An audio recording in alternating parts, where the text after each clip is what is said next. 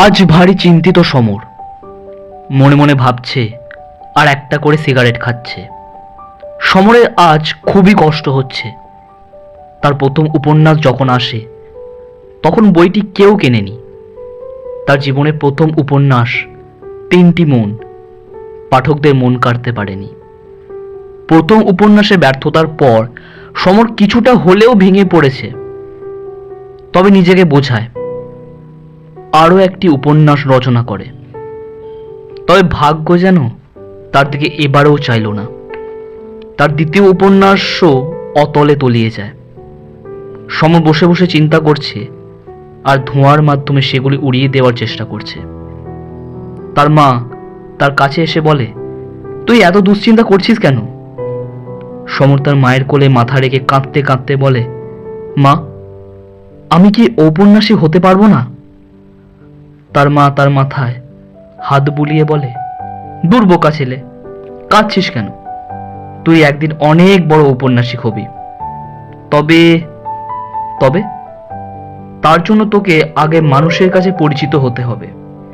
শুধু বড়দের জন্য নয়, বাচ্চা বড় সবাই যেন পড়তে পারে সেটা দেখতে হবে তোকে। একটা পরামর্শ দি শোন, তুই ছোট গল্প লেখ, অজস্র লেখ। মানুষ যেন তোর গল্প পড়ে আপ্লুত হয় সেই রকম গল্প লেখ। ছেলেকে বুঝিয়ে তিনি বেরিয়ে যান। মায়ের কথা সমরের মনে লাগে ভীষণ রকম। এরপর সে তার প্রথম গল্প নিয়ে প্রকাশকদের কাছে যায়। প্রকাশক তাকে দেখে বলে, যদি উপন্যাস হয় তবে আসতে পারো। সমর বলে, আরে না না, এটা একটা ছোট গল্প।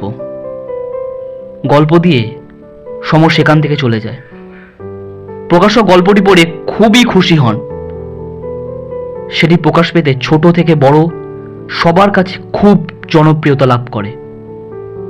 এরপর অজস্র গল্প বাজারে আসে সমরের, সবকটি প্রায় অসামান্য গল্প। এক বিকেলে বাড়ির বারান্দায় দাঁড়িয়ে সমর ভাবছে, হতে চেয়েছিলাম ঔপন্যাসিক আর হয়ে গেলাম কাহিনীকার। মানুষের জীবনে যেটা ঘটার সেটা ঘটবেই, সেটা আমরা চাই বা না চাই। গল্পটি যদি ভালো লাগে একটি লাইক করতে একেবারে ভুলো না। আর রিতম অল্টার স্টোরি চ্যানেলটি সাবস্ক্রাইব করে পাশে থাকা বেল আইকনটা প্রেস করে দাও এরকম আরো নতুন নতুন গল্প পেতে।